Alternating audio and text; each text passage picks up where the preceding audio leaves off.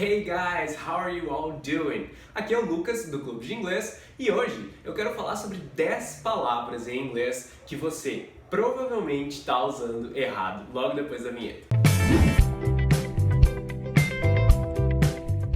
Beleza, 10 palavras que você talvez esteja aí usando errado. Eu já gravei um vídeo em outro momento sobre 10 palavras que você talvez fale errado, em inglês, nesse caso falando da pronúncia. Agora, eu não quero falar sobre pronúncia, eu quero mais falar sobre o sentido mesmo da palavra. Então, o outro vídeo antigo eu vou botar em algum lugar aqui da tela e no vídeo de hoje a gente vai se ater ao significado das coisas ou ao modo que a gente vai poder usar essa palavra. São palavras que todas elas existem em inglês, mas algumas que, especialmente quem está aprendendo inglês aí, brasileiros, falam de um modo errado. Vamos dar uma olhada? Olha só. Primeira palavra, music.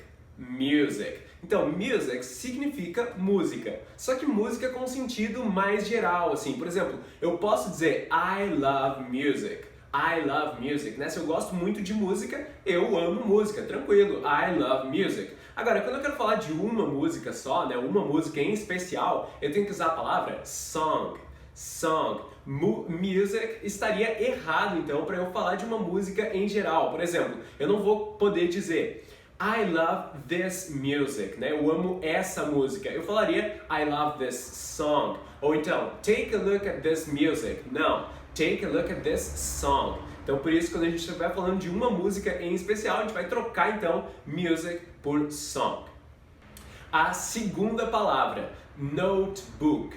Notebook. Por que se fala essa palavra errada? Aqui no Brasil, quando a gente fala notebook, normalmente é um computadorzinho portátil. Lá nos Estados Unidos, enfim, nos países que falam inglês, notebook é um caderno. Notebook é um caderno. Então a gente não vai falar notebook para aquele computadorzinho portátil. Nesse caso a gente vai chamar de laptop. Laptop. Notebook é um caderno. Então olha só essa frase. My brother bought a very expensive laptop. Então meu irmão comprou aí um notebook, um computador muito caro. My brother bought a very expensive laptop. Não fale a very expensive notebook, porque isso seria um caderno muito caro. Terceira palavra, na verdade é uma expressão, more or less. More or less. Isso daí é campeão, eu já vi muito brasileiro falando isso, quando quer dizer o nosso, mais ou menos, Acontece que até existe more or less em inglês, Eu posso falar more or less em algumas ocasiões, mas normalmente não, quando a gente quer falar aquele, mais ou menos, Ou, mais ou menos isso. Enfim, o more or less poderia ser usado algo do tipo, sei lá, eu vou comprar queijo, e a pessoa bota lá, esse tanto de queijo que você quer? More or less, mais ou menos, mas não para aquela expressão quando a gente quer dizer que o negócio não tá tão bom, tá mais ou menos, aí não dá para usar more or less. A gente vai usar o quê? About, or so, kind of, sort of. Sendo que kind of e sort of, inclusive a gente pode abreviar aí e falar kinda ou sorta. Eu já falei sobre isso também no canal. Então dá uma olhada só nesse exemplo aqui. Do you consider Stranger Things a good TV show? Você considera Stranger Things uma boa série? E daí a pessoa responde, kinda, mais ou menos. Não responda então more or less. Pode responder kinda, pode responder sorta, mas não more or less. Agora olha só o nosso mais ou menos aí um pouco diferente também. Digamos que você pergunta qual que é a distância daqui até alguma outra coisa.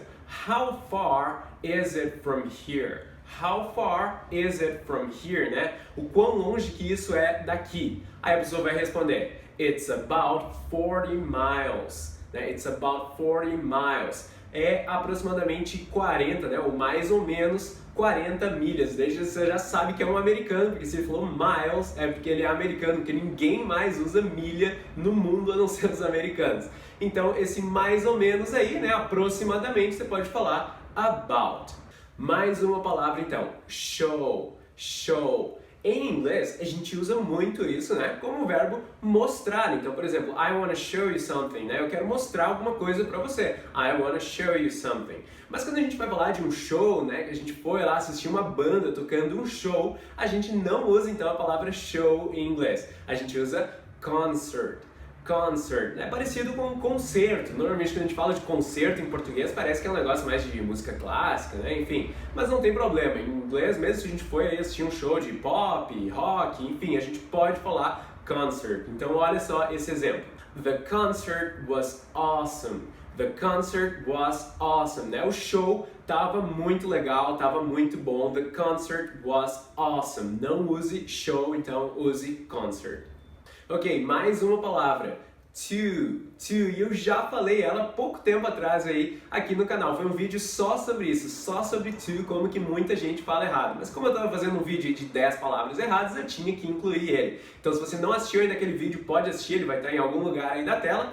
Mas enfim, to a gente usa quando quer falar que algo é muito alguma coisa, né? Daí a gente usa to. Só que não dá para usar sempre esse to. O to ele indica mais uma coisa negativa, é como se fosse que algo é muito essa coisa, só que muito que parece que ultrapassou algum limite, entendeu? Então, por exemplo, se eu quero dizer que um cachorro é muito grande, eu não posso dizer that dog is too big. That dog is too big não soa muito bom, né? Eu teria que falar that dog is so big ou that dog is super big. Né? Então, that dog is too big parece que tá faltando alguma coisa. Tá, ele é muito grande, grande demais, pra quê? Sabe? Parece que falta alguma coisa. Eu poderia dizer that dog is too big para, por exemplo, that dog is too big to live in an apartment. Né? O cachorro, ele é muito grande para viver num apartamento. That dog is too big to live in an apartment. Agora sim, a gente tem aí um limite que foi ultrapassado. Né? Ele é grande demais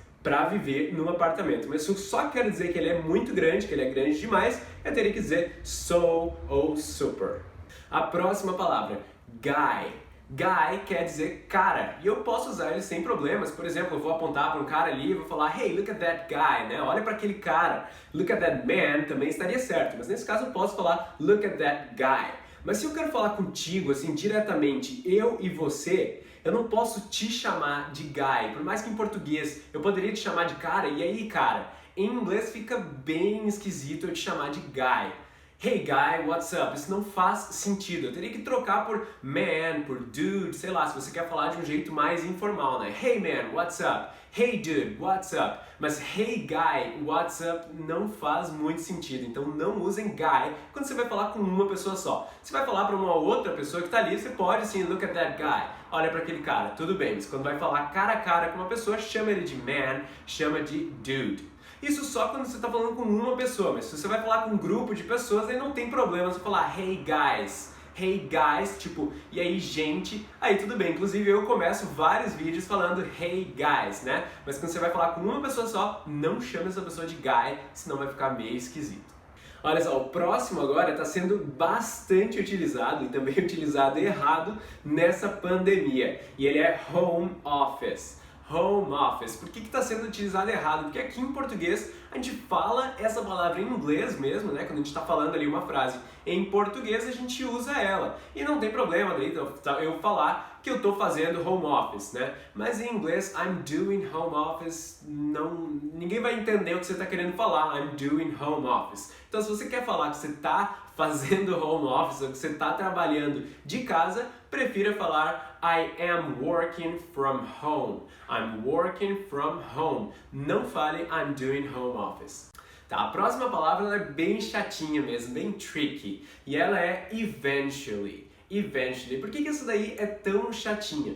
Porque realmente eu entendo, né, quando as pessoas erram ela, porque a gente costuma ensinar que quando uma palavra em inglês termina com L e Y, ela tem uma correspondente em português que seria com mente, né? Normalmente isso acontece, né? Tem muitas palavras que isso dá certo, mas com eventually daí as pessoas acham que seria eventualmente, mas daí não tá muito certo. Eventually não é eventualmente. Quando eu quero falar eventualmente, eu tenho que usar sometimes ou once in a while, né? Indicando que alguma coisa acontece de vez em quando, né? Eventualmente. Eventually, na verdade, seria finalmente, né? Eu vou usar eventually quando eu quero dizer que algo aconteceu assim depois de muito esforço ou depois de muito tempo. Então olha só esse exemplo. I eventually convinced her. I eventually convinced her, né? Eu finalmente convenci ela. Então, se você quiser falar eventualmente, na verdade, prefira aí sometimes once in a while ou algum outro sinônimo, porque eventually tem mais a ideia de finalmente. Vamos seguindo então. A nossa penúltima palavra, na verdade, é uma frase, né? Tem muita gente que fala errado quando quer perguntar como é que a pessoa tá, né? Como é que você quer perguntar tudo bem para alguma pessoa e daí pergunta Are you okay, né? Com a ideia de perguntar se tá tudo bem. O que acontece é que Are you okay é mais usado numa situação em que você acha que uma pessoa realmente ela tá mal com alguma coisa, ela tá triste, você vai lá e vai chegar para a pessoa e perguntar Hey, are you okay? Né? Você tá bem? Indicando que você está percebendo ali que a pessoa talvez não esteja muito bem. Se você quer simplesmente chegar na pessoa assim e perguntar e aí, tudo bem? Você vai então perguntar How are you? How are you? Evita então usar Are you okay? Porque isso aí dá uma ideia de que parece que você está vendo que a pessoa não está muito bem. E a última palavra já é a resposta para essa pergunta então do How are you? Né? Então muita gente, brasileiros que estão aprendendo inglês, né, aprendem a responder isso como I'm fine, I'm fine. Isso não está errado, até está certo, mas acontece que não é muito natural, né? Poucos nativos falam assim, respondendo How are you ou algo do tipo, com I'm fine, né? Dá uma ideia de que talvez ele esteja sendo irônico, né? Se a pessoa não está bem, ela simplesmente responde fine, né? Ou I'm fine, né? Parece que ela está sendo irônica. Realmente, se você estiver bem, assim, se você quer responder que você está bem, prefira responder I'm good, né? Eu tô bem. Ou se você tá muito bem, você pode responder I'm great, né? Eu tô ótimo.